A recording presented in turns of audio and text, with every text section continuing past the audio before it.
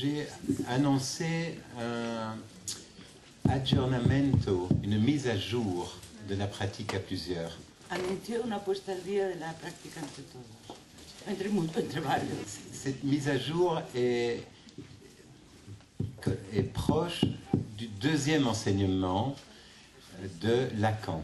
Esta puesta al día es cercana a la segunda enseñanza de Lacan.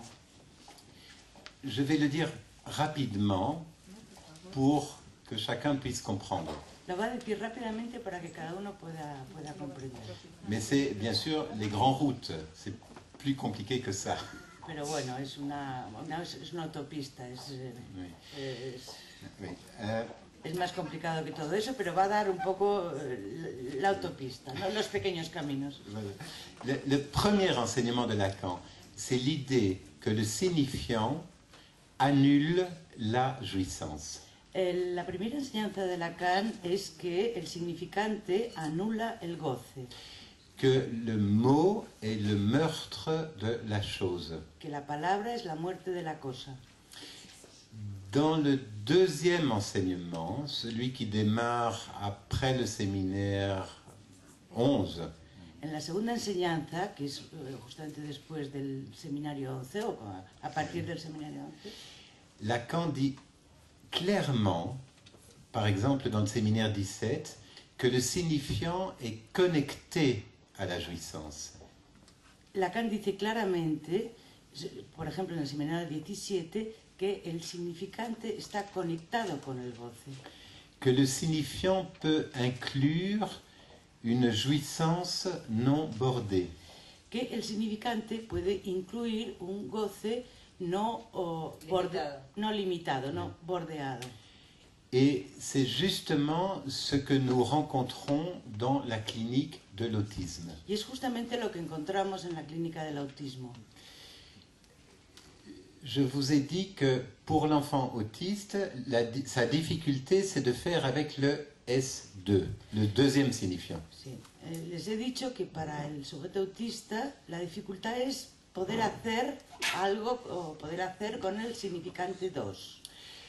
Gabriel, dont je vous ai parlé, qui n'est pas un enfant autiste. Gabriel, que no es un niño autista. Lorsque il vient avec le signifiant fusil. Cuando, por ejemplo, viene con el significante fusil. Et que l'éducatrice lui propose le signifiant mobile. Y que la educadora le propone el significante móvil. Qui est un deuxième signifiant. Que es un segundo significante. Gabriel l'accepte et rit. Gabriel lo acepta y se ríe. Vous voyez, ça c'est une clinique du premier enseignement. Eso es una clínica de la primera enseñanza. Avec le S1, le S2 et l'effet sujet qui est le rire. O sea que se tiene en cuenta el significante 1, el significante 2 y eso produce el efecto sujeto que es la risa. Mais maintenant je vais vous parler d'un enfant, brièvement, mais qui lui est autiste. Entonces, pero ahora les voy a hablar de un niño, les voy a hablar brevemente de un niño que es autista. C'est donc un enfant qui est dans le S1 tout seul. Es un niño que está en el significante 1 solo. Voire un S1 qui se répète sans cesse. O sea, un S1 que se repite incansablemente.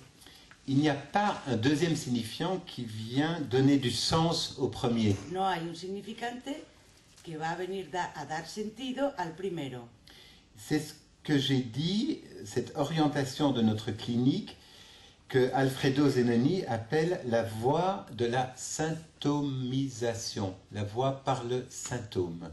Es una clínica que Alfredo Zenoni llama la vía de la sintomatización, síntoma con H, ese síntoma que estábamos antes hablando.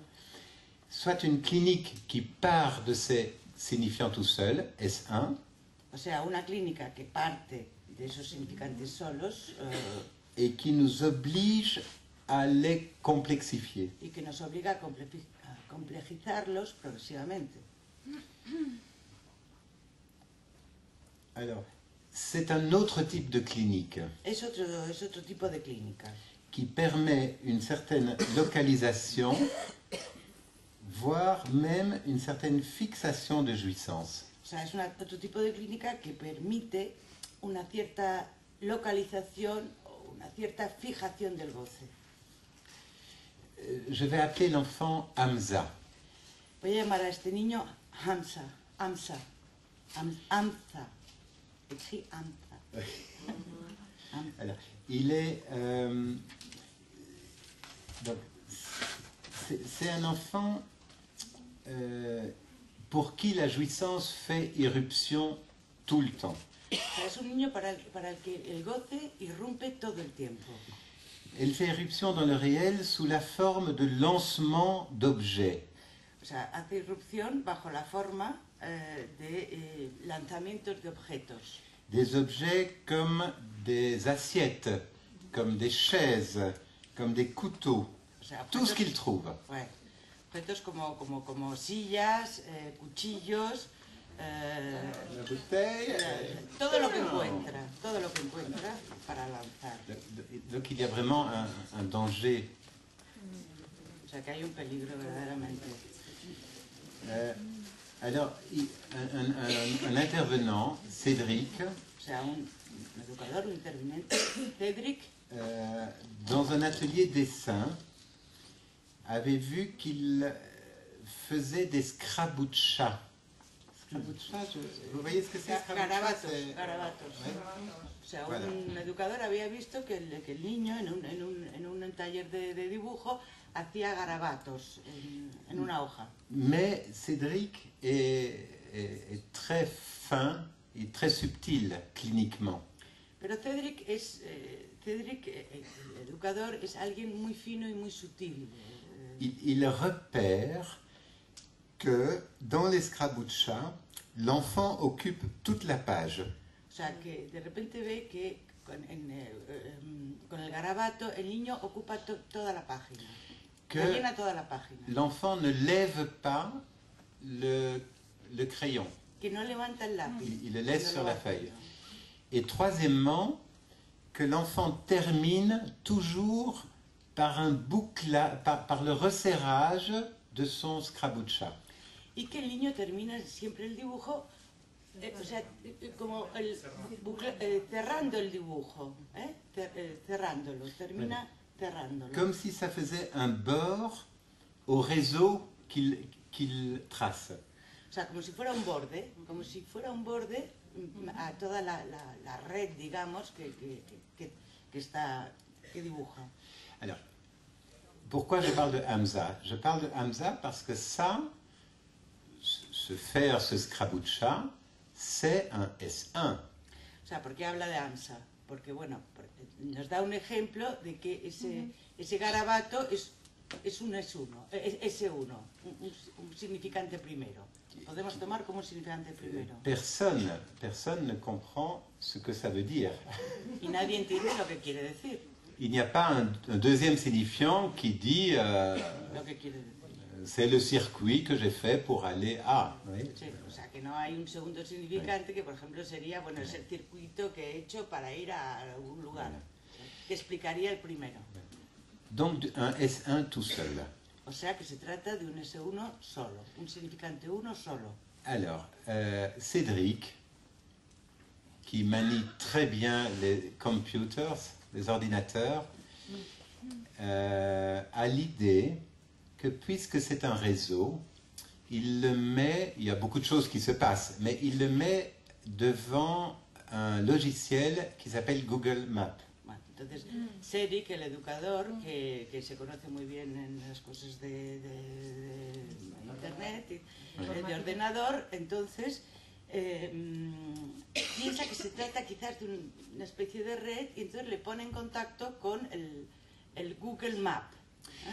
Alors, il faut savoir que Hamza est un enfant qui aime beaucoup sortir du centre, il veut toujours sortir, O sea que, pero hay que saber que Hamza es un niño que le gusta mucho salir del centro, mais dès qu'il est sorti, il a peur de tout ce qui bouge et de tout ce qui est massif.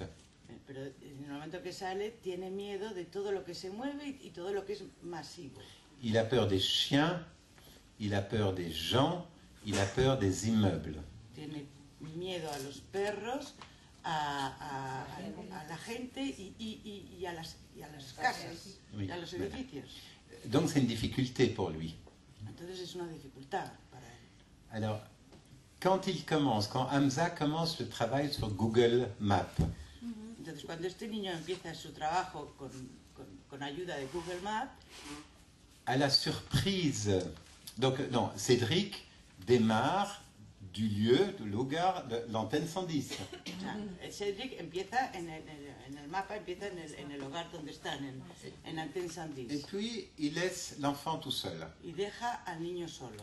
Alors, moi, je ne connais pas bien, je ne connais pas bien, mais je sais qu'avec la souris, on peut avancer dans la rue Ouais. qui est filmée. O sea, él dice que no se conoce mucho en estas cosas, pero que sabe que con el ratón uno puede avanzar por la calle en el mapa. ¿Sí? Et donc, l'enfant fait un circuit, avance, et va à Bruxelles, qui est à 20 km. Entonces el niño hace un circuito, va avanzando y va hasta Bruselas, que está más o menos a 50. C'est A 20 kilómetros. une route précise, parce que Cédric demande au chauffeur de la camionnette, c'est le chemin que le chauffeur prend quand il rentre à la maison. Es una ruta precisa porque el niño ha preguntado Cedric, el educador ha preguntado al chofer por qué calle iban, por qué calle al centro de Bruselas. Et là, Hamza commence à faire des circuits dans Bruxelles que Cédric ne connaît pas. Y ahí Hamza, el niño, empieza a hacer circuitos en Bruselas que el educador no conoce. Mais que Cédric, il est un spécialiste, note précisément. Pero que el educador lo anota, Oui. Oui. lo registra especialmente. Et dans un premier temps, nous réalisons que partout où Hamza va, c'est les lieux importants pour lui. O sea que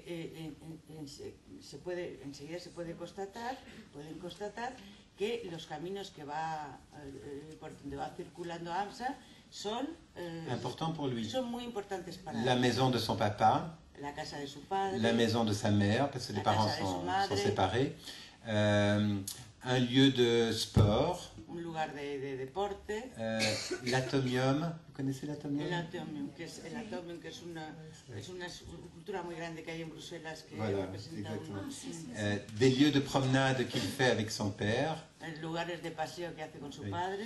Et donc, vraiment, il a repéré ça beaucoup mieux que... Enfin, moi, j'aurais du mal. O sea, que él se mueve muy bien con eso y dice que él tendría problemas. Bruno tendría problemas para moverse así como se mueve este niño en el mapa.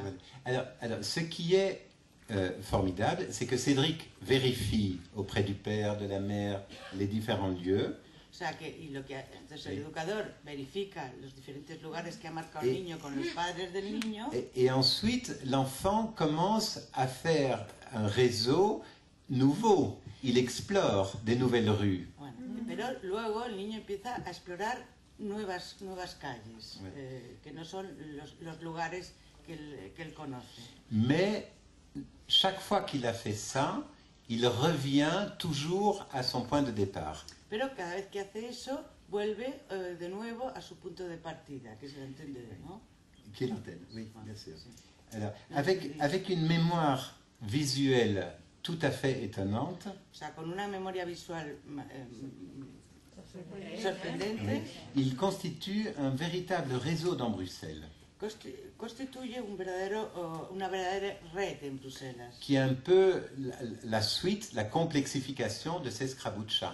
que es un poco la complejización de esos garabatos que hacía al principio. Eh bien, ce S1 tout seul qui est complexifié, Entonces, ese S1 que está complejizándose, vient circonscrire l'innommable ou l'insupportable dans lequel Hamza est pris. Viene a circunscribir lo innombrable y lo insoportable en lo cual este niño está tomado. Et cela produit un effet, c'est un apaisement de l'enfant. Y esto produce un efecto, un apaciguamiento del niño. Les lancements des objets diminuent Y beaucoup. un apaciguamiento del goce. Ensuite, cet enfant qui était en grande difficulté parce qu'il voulait sortir, mais dès qu'il était sorti, c'était très difficile. O sea, paran los lanzamientos de objetos y también este niño que tenía muchas dificultades para salir del centro. Maintenant, chaque fois qu'il fait l'atelier avec Cédric, avec Google Maps, Ahora, cada vez que hace el atelier, el taller con este educador, con el Google Maps, il sort, mais de façon virtuelle. sale, pero sale de manera virtual. Et il a encore un peu peur.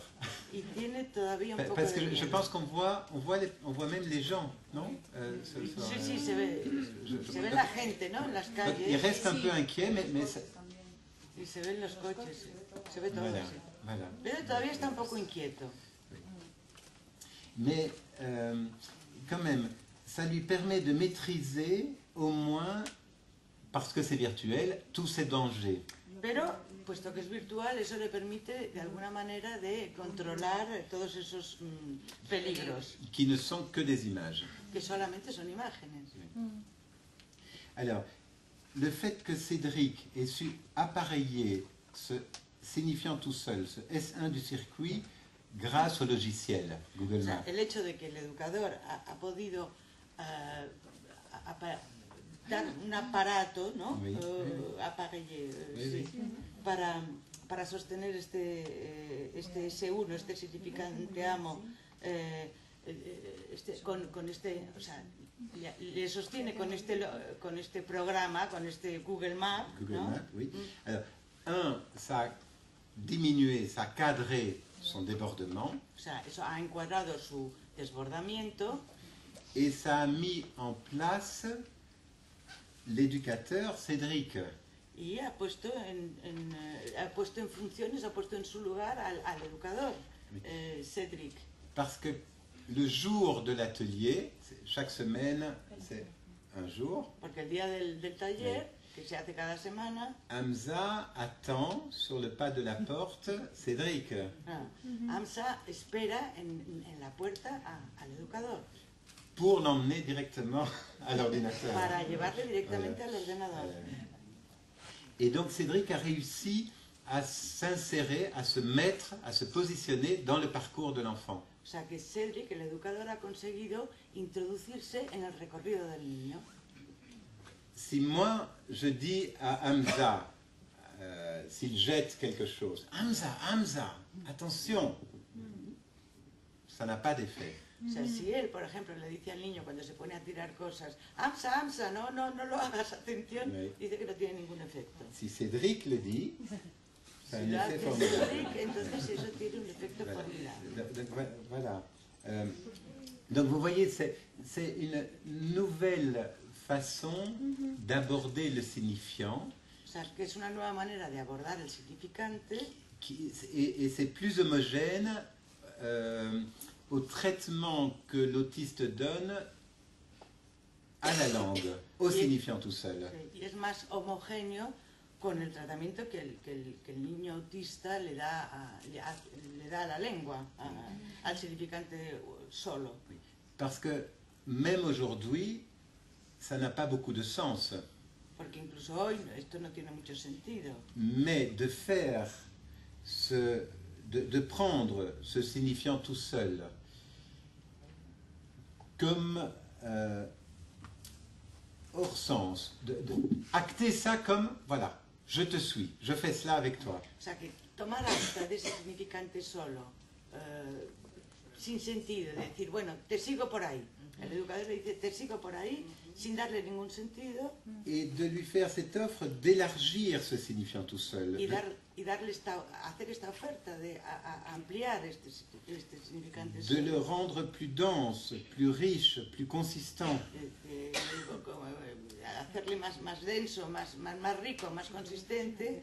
Eh bien, nous pensons que ça a une valeur de symptôme pour l'enfant.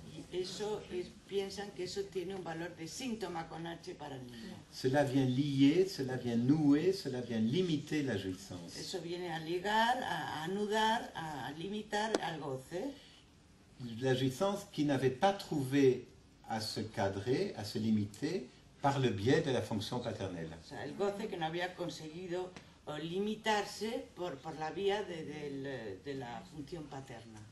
Et donc vous voyez cette nouvelle clinique, cette mise à jour, c'est pas seulement une pratique sur le S1, S2, c'est une pratique sur le S1 tout seul. O sea, que esta práctica no es únicamente una práctica que se sostiene en la articulación S1, S2, sino que se sostiene en el trabajo sobre el S1. Attention dans l'illimité de ces S1 qui ne cessent de se répéter. A escribir, nos invita a bordear lo real, a escribir un trazo que pueda, aunque solo sea por un momento, poner una escansión en lo ilimitado de esos S1 que no cesan de repetirse. Voilà, je vais m'arrêter là et vous dire juste encore un mot, parce que je suis un peu jaloux des hispanophones. O sea, va a decir solamente, se va a parar aquí, pero va a decir solo una cosa porque está muy envidioso de los hispanófonos. Je vous dis pourquoi. Parce que, donc, nous avons été à Buenos Aires, il y avait une immense librairie. Hemos estado en Buenos Aires y había una inmensa librería. Je ne sais pas si c'est des Espagnols, je pense que c'est des Argentins. Ils ont publié tous les cours de Jacques-Alain Miller. Ouais, en espagnol. Han publicado los argentinos, efectivamente, en País 2, todos los cursos de Jacques-Alain Miller. Ça, c'est une chance. Oui, on le sait. Alors que le premier livre, le premier cours de Jacques-Alain Miller en français, mientras que el primer curso de Jacques-Alain Miller en francés va être publié maintenant, je pense, en automne, et c'est justement sur cette clinique du il y a de l'un. Va a ser publicado en octubre quizás, en otoño, y precisamente es el curso que lo dedica a esta cuestión de la clínica del uno solo, y que el curso se llama Hay de lo uno. Bueno, muchísimas gracias Bruno por esta brillante exposición y por esta transmisión de una experiencia que para nosotros es una fuente de descubrimientos y de sorpresas que vamos explorando poco a poco para ver qué de eso podemos usar en nuestra clínica de cada día, en nuestro hacer de cada día. A falta de una antena 110, tratamos de aprender un estilo de trabajo. Y quería preguntarte, porque hay en lo que nos has explicado, hay dos vías, creo, dos ejes muy importantes de la actuación en la institución.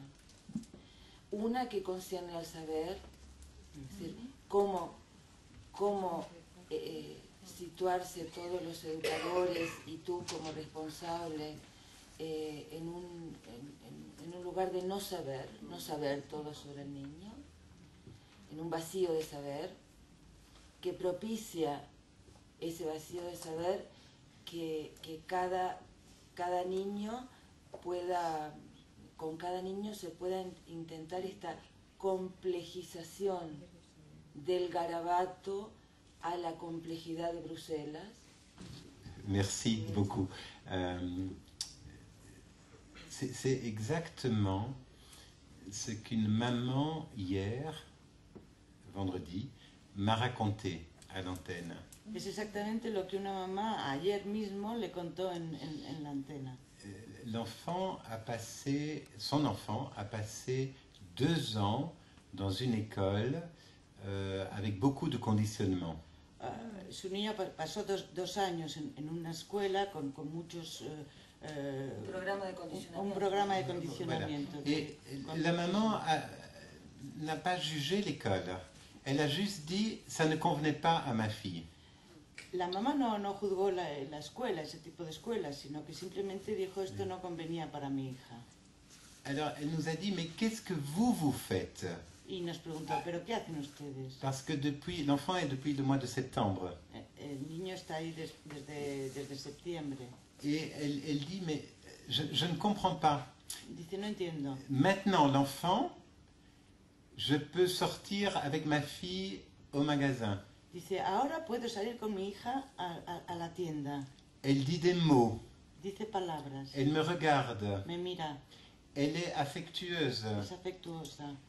La maman avait des larmes quand elle parlait. Elle dit mais qu'est-ce que vous faites? C'était très très touchant. C'était vraiment et alors. Decía ¿qué hacen? Era conmovedor. Oui. Alors je lui ai un peu expliqué le travail que nous faisons. Y le explicó el trabajo que hacía. Alors elle a dit ben ça vraiment ça convient à ma fille.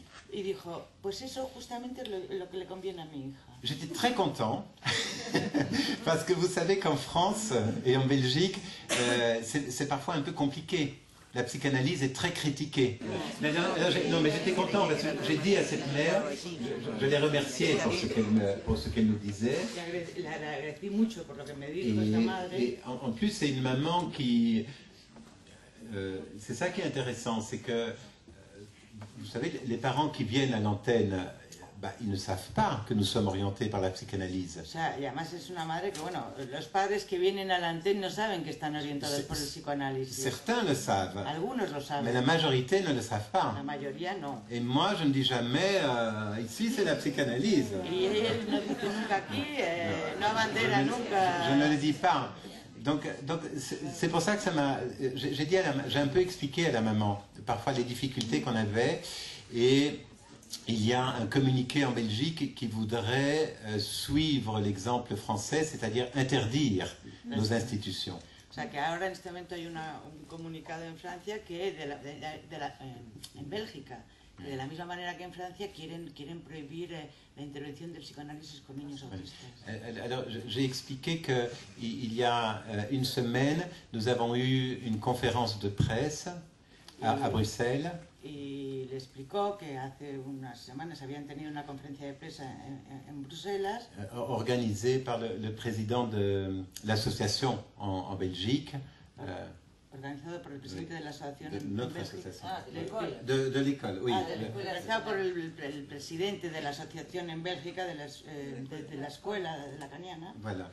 Et que là, eh bien, ce qu'elle disait hier, si nous refaisons une conférence de presse, j'aimerais bien qu'elle puisse juste témoigner qu'il y a du travail et que c'est un travail qui peut donner des effets pour certains enfants. Y él la invitó a testimoniar en una próxima conferencia de prensa, en una próxima reunión, si ella quisiera, de ir allí y decir que efectivamente, bueno, es un testimonio de que a ella le ha servido. Para algunos niños el psicoanálisis o el tratamiento de la práctica ante varios les sirve. J'ai juste... Bueno, entonces, dos ejes, el eje sobre lo simbólico, sobre el saber, que es lo que permite complejizar el S1 y efectivamente salir del autismo, y luego el otro eje es la relación con los educadores. Porque además ese otro eje es el que hace posible el encuentro y el que puedan soportar la relación con otros niños. Si en el momento grupal, que suele ser complicado, acá hay muchas personas que trabajan en institución y que me alegro mucho que estén presentes hoy aquí, porque la experiencia institucional es algo muy duro. Cada día hay situaciones complicadas, hay situaciones de violencia, hay situaciones de sufrimiento para los niños. Entonces, la función del educador no es solamente acompañar la invención del niño desde su significante solo a armar un mundo simbólico con eso, sino la función del educador es netamente civilizadora, interviene, debe intervenir para hacer posible la convivencia, y esto me parece que es clave, porque hay muchos tratamientos de niños psicóticos, autistas, niños difíciles y jóvenes, pero que los hacen a solas, en la consulta solas, sin los demás. Y lo que es extraordinario en la práctica entre varios, en la antena en concreto, es que se trata de un tratamiento individualizado, pensado a partir de cada niño, pero a la vez es grupal. Entonces, la función del educador es muy compleja y es determinante para que, por ejemplo, un taller pueda funcionar con niños así, con niños que tienen problemas para la convivencia. Y todo esto se hace sin castigar y sin premiar. Sans punir.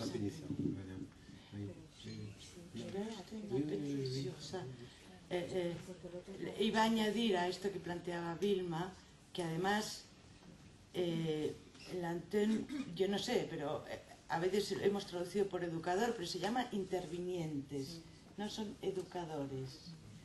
Si alguien encuentra la buena traducción... No, si no es por una cuestión de traducción, es porque... algo de la lengua, yo sé lo que dices. C'est pas une question de traducción, c'est que sí, el interviniente puede ser educador, psicólogo o tutti quanti, o sea que no... Sí, precisamente lo que llama complejizar, diversificar, multiplicar la oferta, significa que todo el mundo que está en la antena tiene que estar dispuesto a intervenir.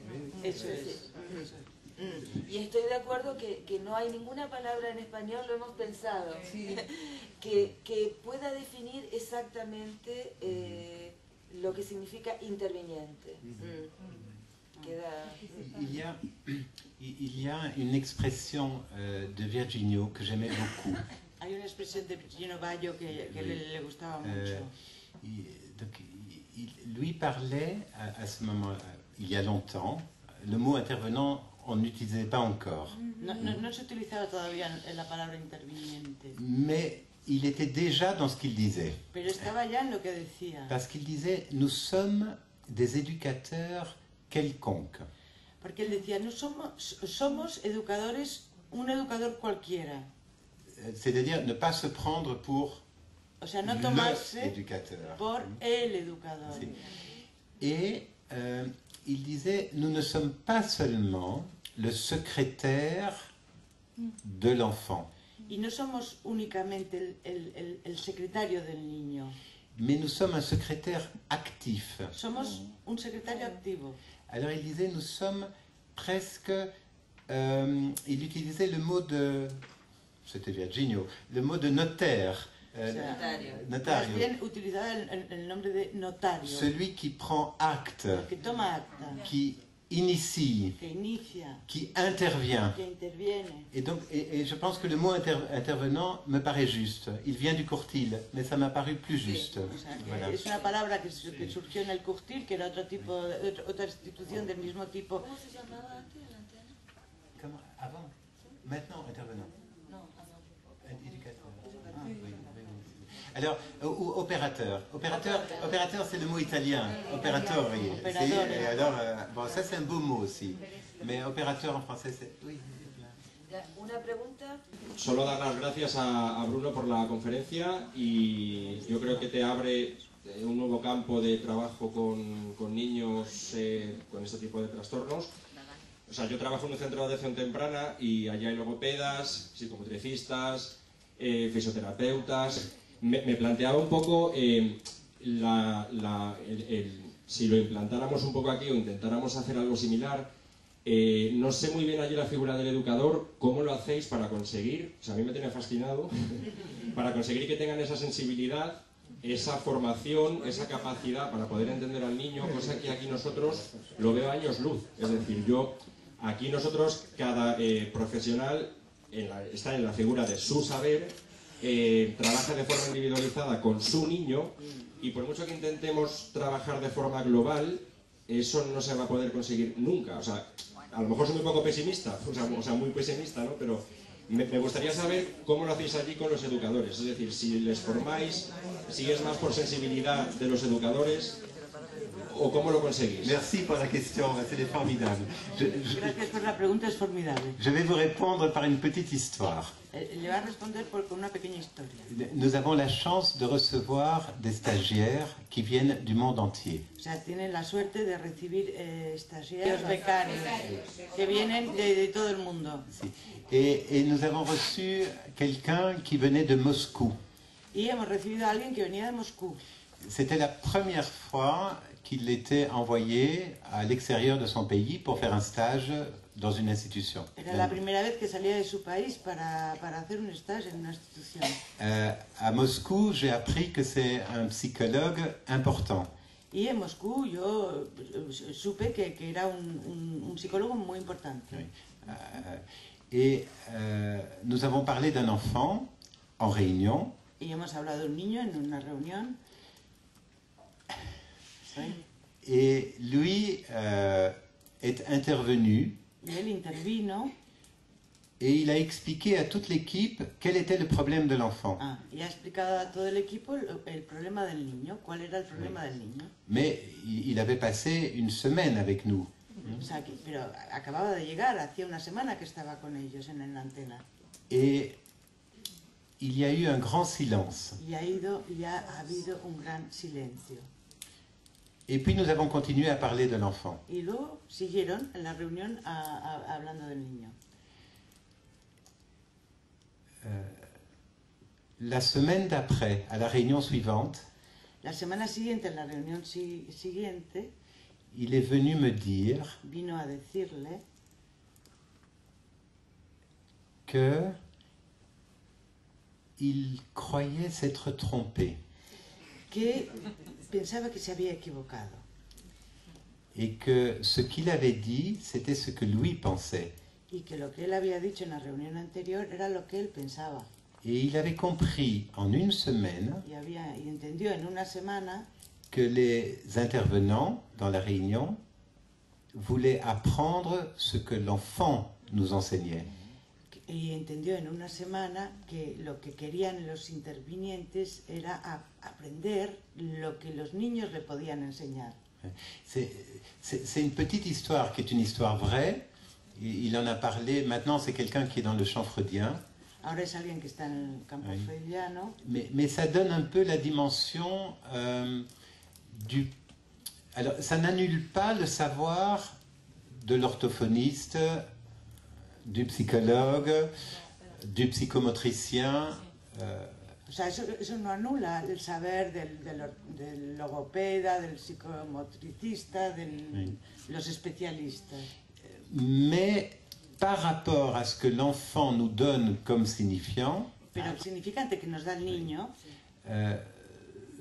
ce qui est difficile pour l'intervenant, lo que es difícil para el interviniente, c'est d'opérer à partir d'un non-savoir es operar a partir de un no saber qui est bordé ou qui est enserré par le savoir qu'il a appris.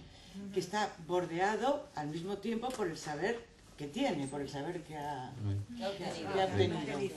Virginio Baio a utilisé un terme délicat, parce que ce n'est pas de l'ignorance. O sea, Virginio Baio utilizó un término, quizás es delicado, porque no se trata de ser ignorante, estar en la ignorancia. Il disait que nous devons apprendre à savoir ne pas savoir. O sea, él decía que tenemos que aprender a saber no saber.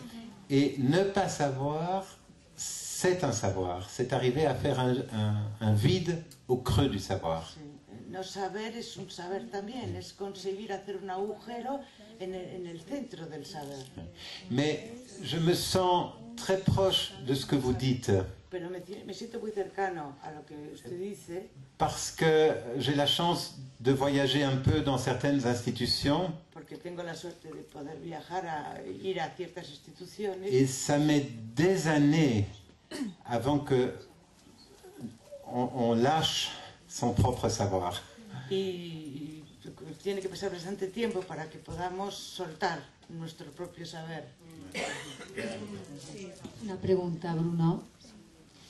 ¿Qué se necesita para poder abrir, poner en marcha y sostener una institución donde se haga la práctica entre varios? Oui, c'est vrai. Moi, je pense que ce qui est nécessaire, c'est le désir d'un. El deseo de uno. Et un désir extrêmement décidé. Y muy decidido. Et je pourrais vous donner beaucoup d'exemples de la façon dont ce 1, qui était le premier, a manœuvré pour mettre chacun d'entre nous au travail. O sea, les podía dar un montón de ejemplos de cómo ese uno que empezó maniobrando de alguna manera para conseguir que muchos nos pusiéramos a trabajar con él. Parce que ce désir s'est transmis très vite aux personnes présentes. Porque ese deseo se transmitió muy rápidamente en su entorno, con las personas presentes. Parce que Vilma l'a dit, travailler avec des enfants autistes est un travail extrêmement pénible et dur. Porque trabajar con los niños autistas es algo muy penoso y duro, como lo ha dicho Vilma. Et donc je pense que si les gens se coltinent cette difficulté tous les jours, o sea, que si piensa que si la gente están colgados, se cuelgan con esta dificultad de todos los días, cotidiana, c'est qu'il y a ce désir en jeu qui touche chacun des intervenants. O sea, es que se puede suponer que hay también un deseo en juego que toca a cada uno de los intervinientes. Et qui vient se précipiter, qui vient se synthétiser, qui vient se ramasser à notre réunion générale. Y que se va a sintetizar, se va a precipitar en la reunión semanal. Lo que hace cada uno estar ahí. Donc je pense que la réponse là, elle est du côté de ce que Lacan appelle, il faut un désir, il faut le désir d'O-1, mais que ce O-1 soit marqué par le désir de l'analyste. O sea, que lo que diría Lacan es que es necesario el deseo de al menos uno, pero que sea al menos uno esté marcado por el deseo del analista. Et j'espère avoir été assez clair que ce O-1 n'est pas du tout le maître. Y creo que he sido suficientemente claro para que entiendan que ese al menos uno no es el amo. Oui. Mais votre question est bonne parce que je pense que chaque institution trouve un style à partir de ce qui la fonde. O sea, que eso es muy interesante la pregunta porque piensa que cada institución encuentra un estilo a partir de lo que la ha fundado. ¿De quién la ha fundado? Ou de ce qui est de qui. De aquellos que lo han fundado. Oui, je voulais, pour préciser peut-être ce que tu dis là, parce que je trouve que c'est très très important, amener que ce n'est pas une question d'intensité et de désir. Bueno, ella quiere aclarar una cosa porque dice que es muy importante y que no se trata de una intensidad del deseo, de tener mucho deseo. Parce que je pense que côté comportementaliste, par exemple, il y a des gens qui sont très désirants pour ces enfants. O sea, que porque piensa que, por ejemplo, en las instituciones que están bajo la orientación conductista, hay gente que están muy deseosos de estar ahí, de trabajar con los Voilà, niños. ça a plutôt à voir avec supporter le vide et avoir un certain rapport à l'éthique et au savoir. O sea, para ella tiene más que ver con soportar el vacío y tener una cierta relación con la ética y el saber. Juliette, une autre petite histoire là-dessus. Otra pequeña historia. Après ma première semaine à l'antenne 110, Después de su primera semana en la antena, il y a quelques années. Hace ya varios años, Oui, oui, El primer equipo. oui, la première équipe. C'était Antonio Di Ciaccia. Por favor. Que- Cuenta eso, por favor. Es fundamental. Continúa deseando estar ahí. Después de todos estos años es algo asombroso. esto no. C'est tout à fait étonnant. Oui, oui, mais c'est vrai, c'est exact. Mais il m'a dit, après une semaine de travail, Después de la primera semana de trabajo con Antonio, il me croise dans un couloir. le cruza en un pasillo. Et moi, j'étais très impressionné par Di Ciaccia, psychanalyste. Yo estaba muy impresionada por Di Ciaccia, el psicoanalista Oui. reconocido. Et alors, il me demande, ah Bruno, comment ça va? Y le dice, Bruno, ¿cómo vas? ¿Qué tal? ¿Qué tal? ¿Cómo estás? Et voilà. Et moi, je réponds, très bien, merci. Responde rápidamente, muy bien, gracias. Et alors, Juliette, il me dit, dommage. Y entonces Di Ciaccia le dice, lástima. Alors j'étais très mal, Entonces ahí se angustió, se puso mal, parce que c'était très juste. porque era bastante cierto lo que le había dicho. Yo quiero hacer una pregunta sobre la angustia. En muchos escritos, hoy no la he oído nombrar, pero quizá porque no estaba en el momento. En muchos de los escritos sobre la práctica Plusiers se señala casi como, bueno, es una coordenada de trabajo en la antena, de trabajo con este tipo de chicos. Entonces, es algo de lo que más me llamó a mí la atención siempre, el hecho de que la angustia se transforme en la antena, en la práctica entre varios, en un motor.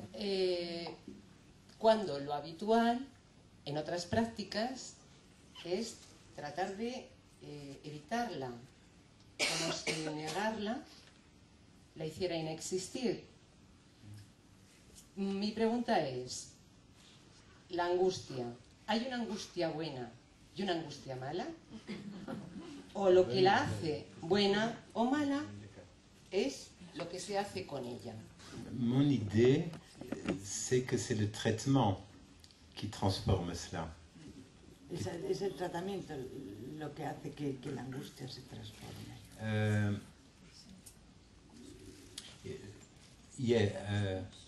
Non. Notre dernière réunion générale, En la última reunión general, por ejemplo, c'était l'angoisse d'un intervenant. se trataba de la angustia de un interviniente. Voy a decir educador. Porque À propos de Gabriel. era justamente en relación con Gabriel. Parce que Gabriel a envoyé ma collègue à l'hôpital. Porque Gabriel, con la patada que le dio, envió a su colega al À hospital. cause de la fracture du pied. Et donc, elle est intervenue en disant je suis inquiète. Entonces intervino esta colega diciendo, estoy inquieta, J'ai vraiment peur tengo miedo, de continuer à travailler avec cet enfant. tengo miedo de continuar a trabajar con este niño. Et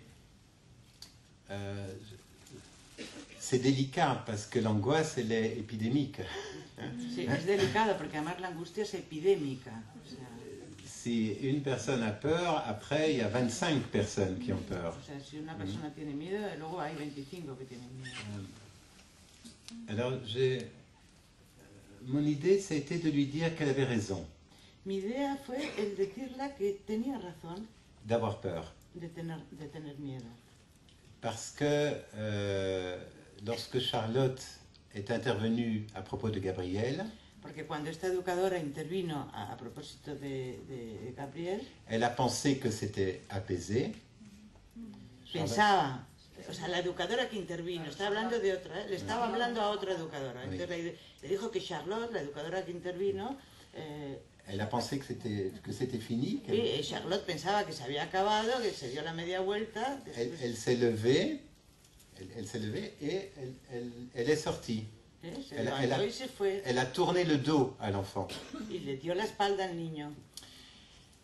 Et l'enfant, elle ne savait pas ce qui s'était passé avant. Y ella no sabía lo que había ocurrido antes. L'enfant est venu lui donner un grand coup.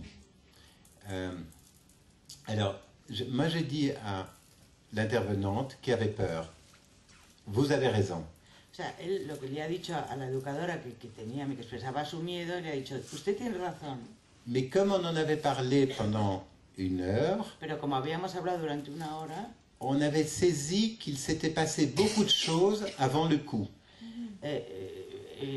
Pudimos saber que habían ocurrido un montón de cosas antes de la patada. Que Gabriel avait fait l'effort de parler, de dire que l'autre enfant l'ennuyait. Que Gabriel el niño había hecho el esfuerzo de decir que el otro niño le estaba molestando y se lo había dicho Et beaucoup d'autres choses, parce que ça avait été une bonne semaine pour Gabriel. Y muchas cosas habían pasado, porque además había sido una buena semana para Gabriel. Et donc j'ai suggéré à l'intervenante qui était angoissée, entonces sugerí a la educadora que estaba angustiada, que si elle a décidé de travailler à l'antenne 110, que si ella decidió de trabajar en la antena 110, c'est pour que chacun de nous apprenions comment ajuster toujours plus finement nos interventions aux enfants. Que si ella decidió trabajar en la antena 10 es para que cada uno ajustemos cada vez más finamente nuestras intervenciones con los niños. Et que cet enfant nous apprenait de façon éclatante. Y este niño nos enseñaba de una manera iluminadora que l'enfant paranoïaque peut être très dangereux. Que el niño paranoico puede ser un sujeto muy peligroso. Et c'est la question qui rejoint celle de Vilma. Y es la pregunta que toca con lo que ha planteado. Pourquoi y a-t-il 25 personnes à l'antenne qui travaillent avec la folie infantile? Porque hay 25 personas en la antena que trabajan con la locura infantil. Chacun a des raisons particulières. Cada uno tiene sus razones particulares. Je pense que Antonio Di Ciaccia a réussi à vectoriser. Cree que Antonio Di Ciaccia consiguió vectorizar les raisons particulières de chacun, las razones particulares de cada uno, vers un désir de savoir. Hacia un deseo de saber. Et mon intervention, j'étais soulagé, mais vraiment les gens ont dit oui. Bueno, a la respuesta a todo lo que él planteó, la gente le dijo que sí, y él se alivió. Et donc l'enfant revient à l'antenne 110, malgré le coup. Il n'a pas été mis à la porte. El niño no ha sido expulsado, ha vuelto a la antena. Mais c'est une question importante, parce que si l'angoisse avait été générale, porque si la angustia hubiese sido general, moi je n'imposerai jamais de travailler quand on est angoissé. Mais... Él no impondría a los educadores trabajar cuando se está angustiado. El enfant aurait resté dehors. Mais le temps de trouver une solution, oui. El tiempo de encontrar una solución, el niño estuvo fuera de la institución, pero luego él ha trabajado con los educadores para... Oui, c'est des choses très délicates, c'est très très difficile. Sí. Yo tenía una pregunta en relación al tema de la interpretación. En un momento Bruno ha dicho que en la antenne no hay poca interpretación, ¿no?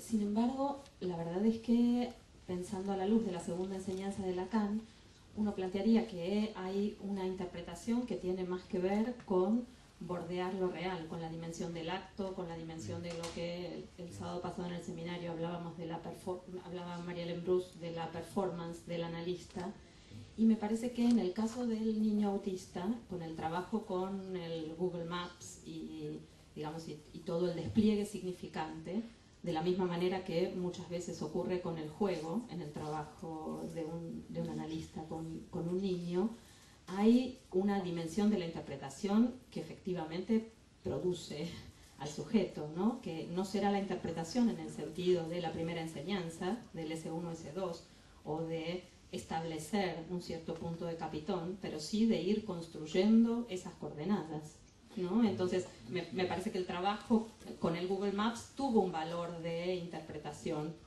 para ese niño. Oui, c'est vrai, ça dépend un peu ce qu'on entend par interprétation. Bueno, claro, eso depende de lo que se entiende Voilà, por interpretación. parce que je vous rejoins tout à fait. Está completamente de acuerdo con usted, contigo. Prendre acte, entendre, prendre acte, y aller. O sea, escuchar, tomar acta y aller, ponerse a ello. Voilà.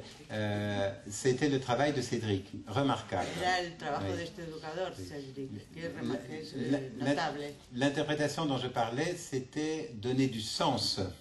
Él hablaba de interpretación en el sentido de dar sentido. Et ça, effectivement, c'est ce qui s'est passé avec notre stagiaire russe. Eso es lo que pretendió hacer su becario ruso. Qui nous avait fait toute une théorie, qui nous avait expliqué, il avait été voir le rapport, et il avait été comprendre, il avait vu le problème des parents, le ceci, et vraiment il était entré là-dedans. Voilà. Y se había ido al dossier del niño y había hecho toda una lectura interpretativa sobre lo que le pasaba al niño, los padres, tal, y había hecho todo esto. Mais il a vite...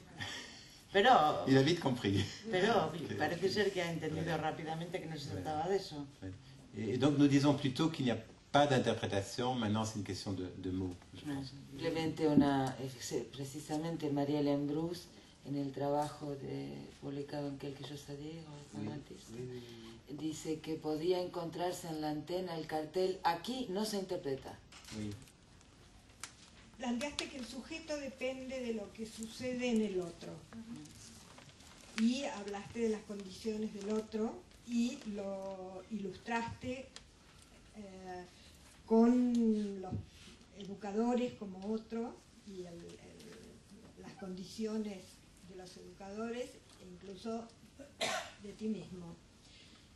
Me parecía que esta segunda tesis es muy importante en este momento, aclarar bien cómo se entiende, puesto que una de las críticas en las que se apoya la oposición al psicoanálisis, por ejemplo para el tratamiento de los autistas, habla de que culpabiliza a la madre o culpabiliza a los padres.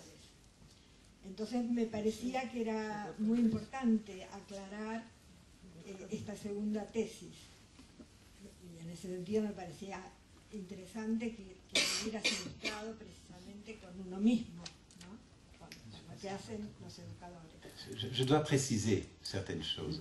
Cree que debe precisar algunas. C'est le travail, donc c'est juste que cette culpabilisation des parents, ça date d'il y a 40 ans. Este tema de la culpabilización de los padres ya es de hace mucho tiempo. Je pense que tout psychanalyste dans l'enseignement de Lacan piensa que todo psicoanalista en la enseñanza de Lacan, que se refiere a la enseñanza de Lacan, n'a pas l'idée de mettre sur le dos de la mère quoi que ce soit.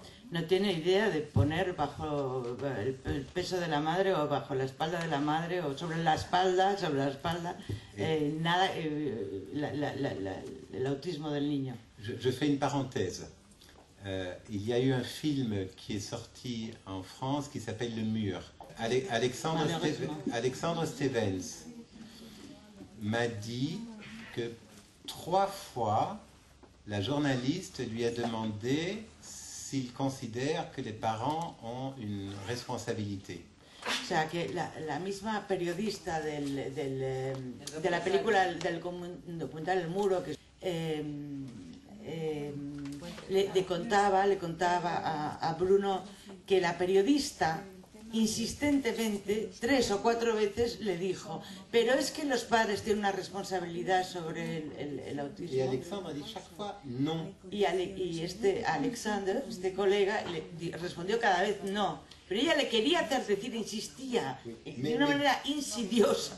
Mais dans le film, la manipulation que tu viens d'expliquer, il a repris une autre question sur la dépression des mères.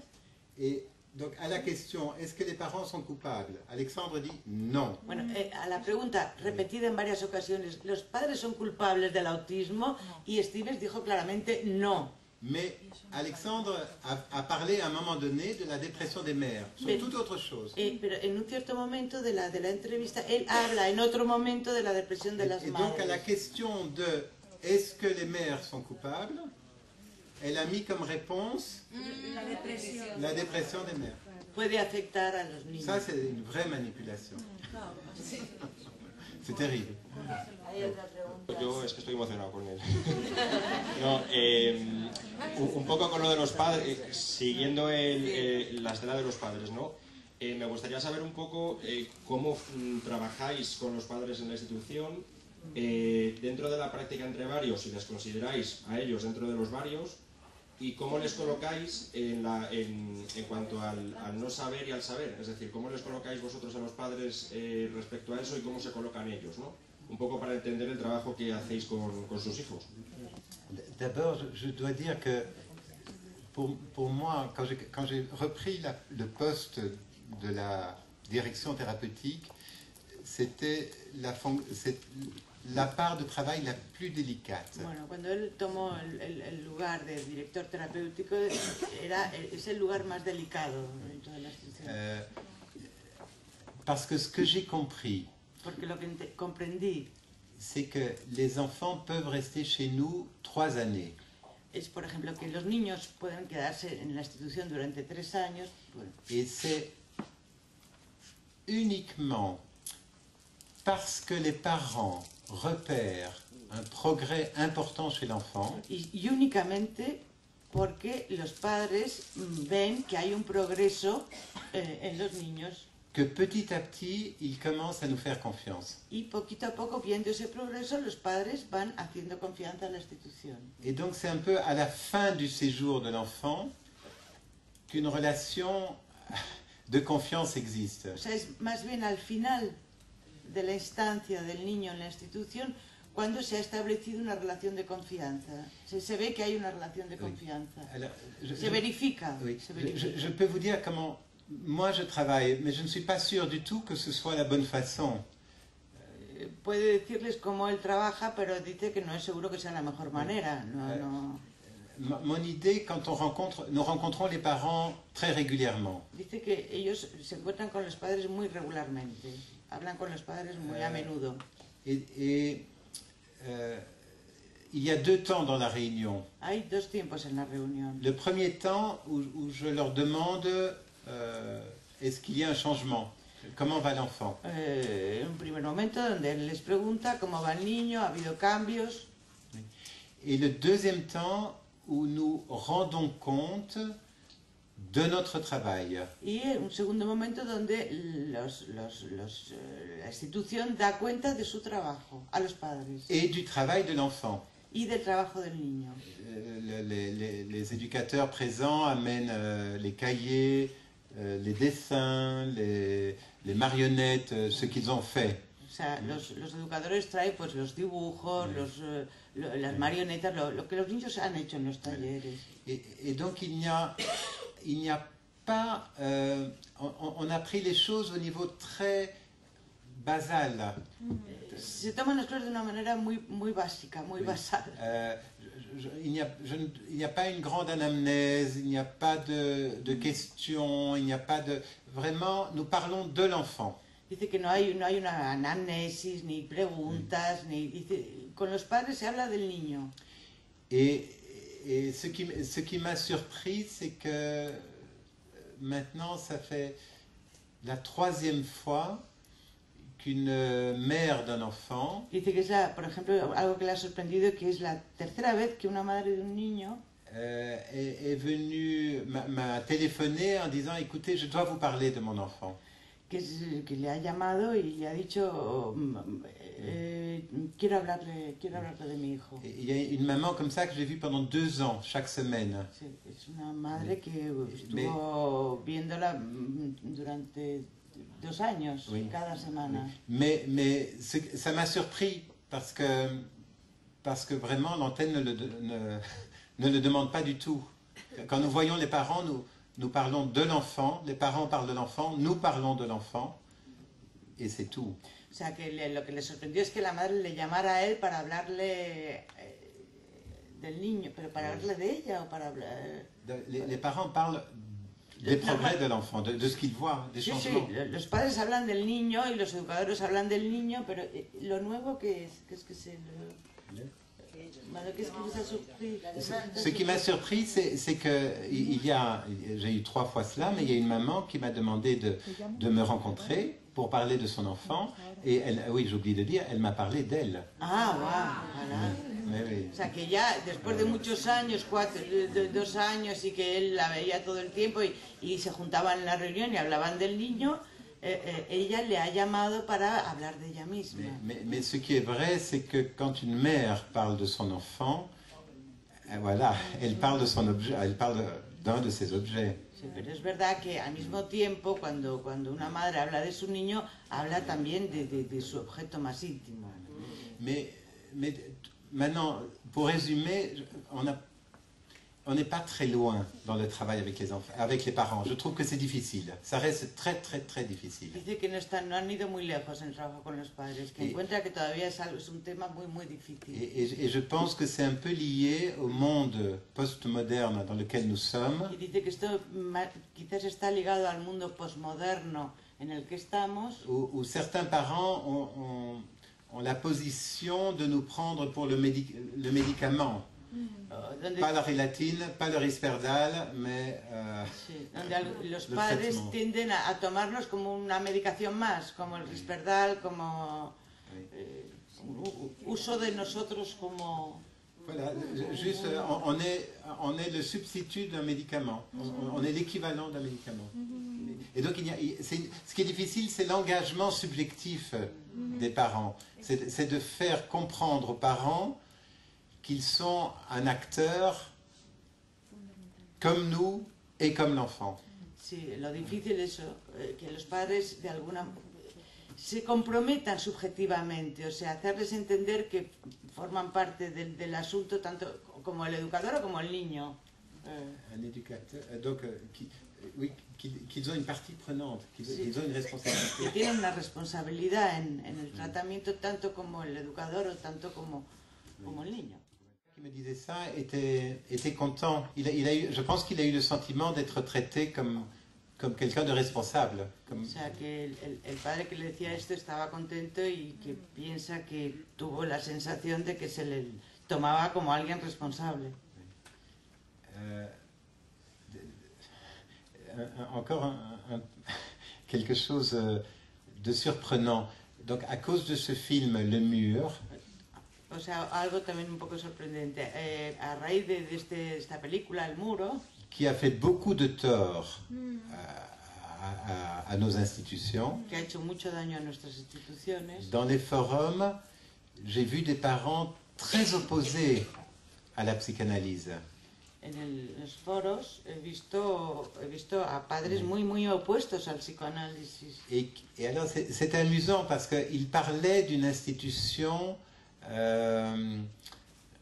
où il y avait une atmosphère de fête, où il y avait beaucoup de chaleur humaine, où il y avait enfin une série de choses comme ça magnifiques, et ils parlaient d'institutions comportementalistes.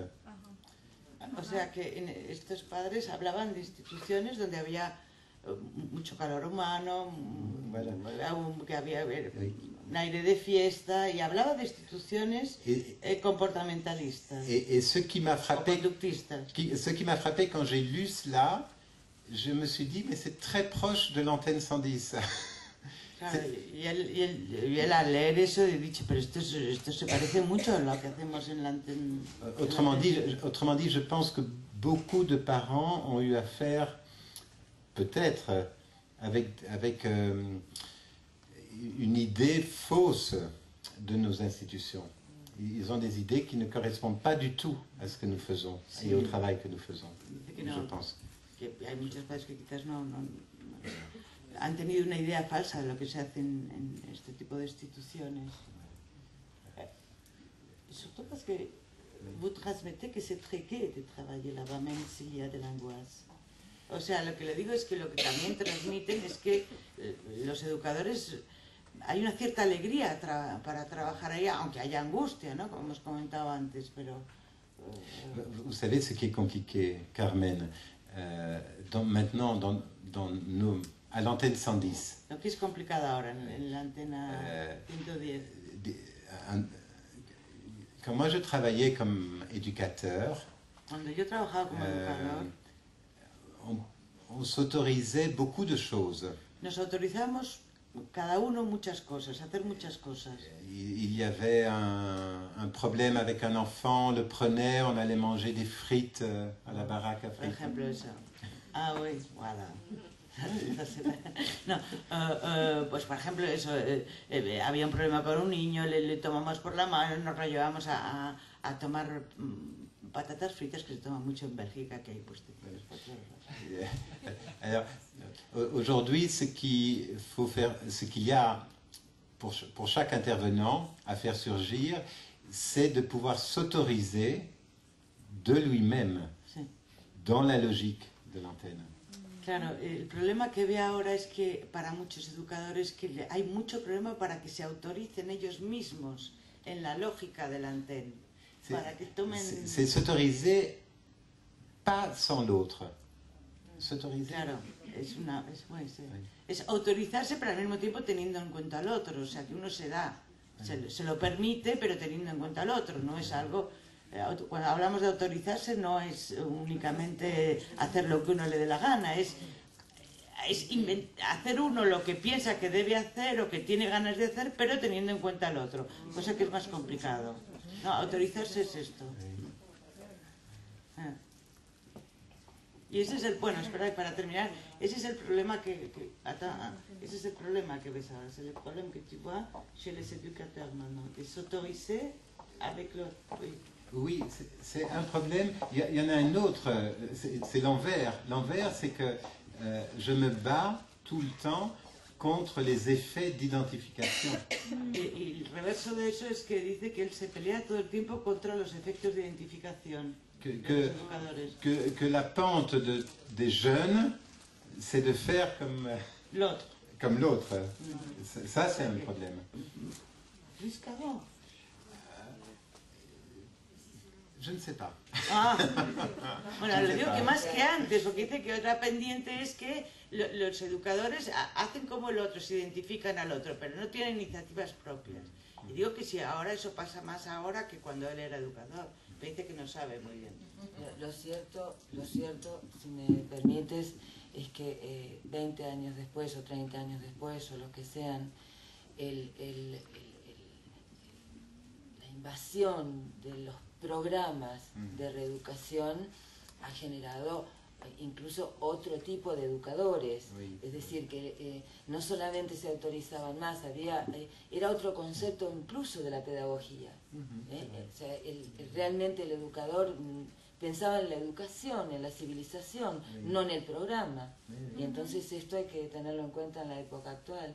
Cambia la relación con los padres, que tú decías, nos toman como un medicamento más, y cambia el estatuto mismo de la educación, de la civilización a la que intentamos contribuir. Éric Laurent parle des éducateurs comme des éducateurs éclairés. Eso es. Sí, Éric Laurent hablaba de los educadores como educadores aclarados, esclarecidos. Ilustrados.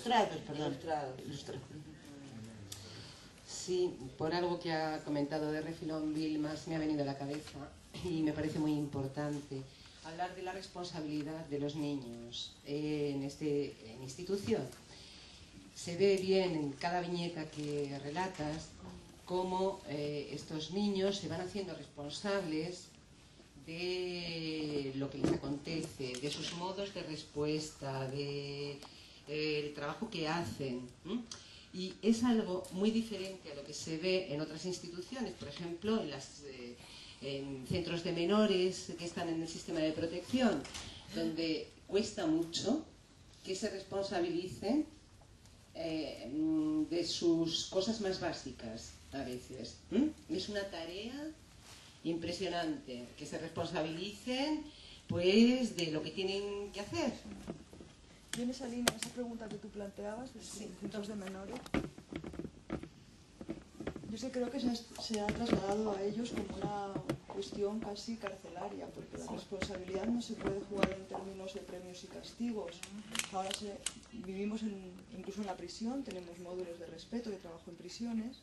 Hay módulos de respeto donde se intenta que la responsabilidad ya no pase por la sanción disciplinaria ni por el castigo, sino por el funcionamiento con positivos y negativos. Eso es una cuestión que, en el sentido de la respuesta que da el sujeto y la cabida que puede tener en el otro para recibirla, queda totalmente silenciada. O sea, es casi una labor, no sé si de adiestramiento, adaptación, comodidad, silenciar al sujeto de una manera impresionante. Entonces yo siempre apostaría por una responsabilidad que se juegue en el plano de la respuesta y que ésta pueda ser recibida, sostenida, aunque angustie, o que puedas hacer algo con ella, no desde el lugar de el positivo y el negativo, que queda la educación desvirtuada en una labor de mera adaptación. O sea, porque la altura de la labor civilizatoria no es la de la adaptación, o sea, la de que el sujeto quede ahí totalmente desaparecido. Pero sí es efectivamente la apuesta porque pueda tener en cuenta al otro, no solo que se doblegue o no sé, quería pensar esto en este tipo de centros más conductistas y que se ve también ahora incluso en los centros penitenciarios. Peut-être quelques mots sur la responsabilité. Unas palabras sobre la responsabilidad.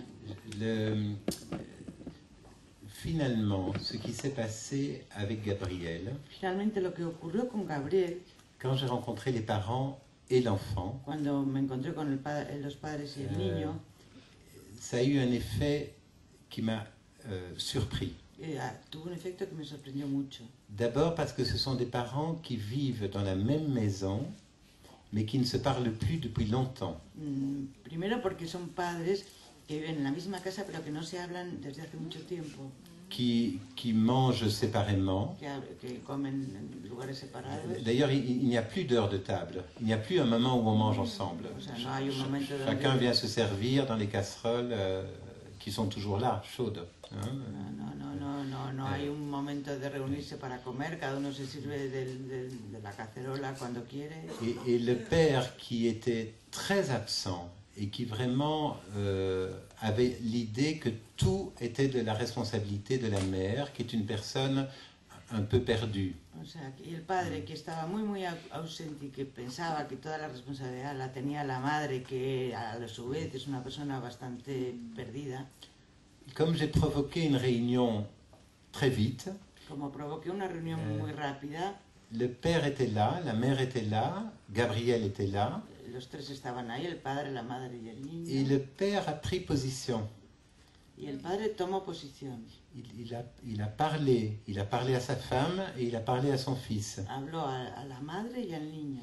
Et c'est lui qui m'a expliqué qu'il allait prendre en main l'interdiction de voir ces films violents. Y él le dijo que iba a tomar bajo su mano la prohibición de esas películas violentas. Et j'ai senti chez la mère, un soulagement. Y sentí un alivio en la madre. Donc c'est un petit effet dans l'après-coup positif. Alors il y a eu autre chose qui m'a touché aussi, c'est que les parents ont voulu le téléphone de Charlotte pour s'excuser. Y también los padres pidieron el teléfono de la educadora de Charlotte para pedirle disculpas. J'ai proposé que Gabriel écrive une petite lettre. Entonces propuse que Gabriel escribiera una pequeña carta. Et Gabriel m'a demandé, c'était très surprenant, il m'a pas demandé, il m'a dit, mais Bruno, tu sais, je ne suis pas un enfant méchant. Y el niño le dijo, pero después de esta reunión le dijo, pero Bruno, tú sabes bien que no soy un niño malo. Et donc les gens de l'antenne disaient qu'il fait beaucoup d'efforts pour, comme il dit, arrêter ses mains et ses pieds. Así que le dicen los educadores que este niño hace muchos esfuerzos para parar sus manos y sus pies ahora en este momento. Et donc je trouvais que chacun s'est trouvé très impliqué dans la réunion. J'étais très surpris par Cada uno finalmente estaba muy implicado en la reunión, de que eso le pareció sorprendente. Lo que quería en principio es agradecer a Bruno de Allier y a todos los que se han comprometido y han inventado esto que se llama la práctica entre varios. Entre otras cosas, yo he trabajado en escuelas infantiles públicas de 0 a 3 años y me he valido de la práctica entre varios y sobre todo de los artículos que habéis publicado para inventar entre varios cómo trabajar en escuelas que no tienen una orientación psicoanalítica y donde hay niños psicóticos y autistas en integración. Creo que lo fundamental y que compartimos con muchos educadores es esta concepción de civilizar el goce y no de domesticarlo.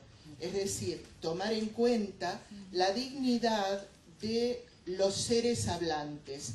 Y en este sentido, la pequeña frase que pronunció Lacan y a la que le hemos sacado mucho provecho, hay algo para decirles, lo que los instituye es con la dignidad del ser hablante. No hay algo para decirle a un perro, hay algo para decirle a un ser hablante. Entonces, si consideramos esa dignidad del ser hablante, hay muchos en la pedagogía, muchos en los sistemas jurídicos, en los sistemas judiciales, que comparten esta posición. Y creo que en ese sentido es posible hacer un lugar al sujeto y la práctica entre varios ayuda mucho a hacer ese lugar en la sociedad al sujeto. Bueno, juste, en tout cas, je vous remercie. Mais je pense que chacun d'entre nous, creo que cada uno de nosotros, où nous travaillons, donde trabajamos, c'est finalement une position. Se trata finalmente de una posición que nous pouvons occuper que podemos ocupar pour faire valoir quelque chose de la pratique à plusieurs. Para hacer valer algo de la práctica entre varios. Une personne l'a dit, on peut être à plusieurs et travailler tout seul et être voilà, rejeter l'autre. On peut être en équipe et rejeter l'autre. Y podemos estar en equipo y rechazar al otro. Et on peut être seul avec un enfant ou seul avec un adulte et travailler. Podemos estar solo con un adulto o con un niño y sin embargo trabajar à plusieurs, entre varios, o sea, con esta orientación. Et donc, juste encore un mot. Le danger, l'antenne est l'antenne, rien de plus. C'est-à-dire, vous voyez, la question, la pratique à plusieurs, ce n'est pas une technique, ce n'est pas une méthode, voilà. O sea, la antena es la antena y es ahí donde trabajan de esta manera. O sea, la orientación entre varios, el trabajo entre varios no es una técnica, no es un método, es más bien una experiencia. ¿No? Il faut l'inventer de là où on est. Sí. Hay que inventarla ahí donde estamos, cada vez. O sea, no es algo que se pueda trasladar así, o que se convierta ahora y todo se practica entre varios. Sí, porque yo creo que lo más interesante que vosotros planteáis es que realmente ese trabajo entre varios no es algo protocolizado que ahorre la responsabilidad también a cada uno de esos varios. O sea, porque tú planteas esa cuestión que dices, tengo la dificultad de que parece que la gente tiene se resiste a autorizarse y a tomar iniciativa, o sea, porque también la responsabilidad asusta al que forma parte de ese equipo. Yo me encuentro en mi práctica cotidiana en la prisión que a veces parece que el educador, que es el que lleva al interno, pues no debe ser el que se haga cargo de transmitirle la sanción o el límite en un momento adecuado, porque es un problema, o sea, ha sido decidido por el equipo, un ente abstracto, como si no se pudiese encarnar esa autoridad de una forma no tan descarnada, ¿sabes? O sea, con el positivo y el negativo, que parece casi un programa de ordenador. Y ya cuando te digo medir en estadísticas y hacer gráficas y ver los efectos y cómo evalúas, que está bien la evaluación, pero no llevada a ese extremo. Merci beaucoup. Muchas gracias. Ha sido verdaderamente un placer.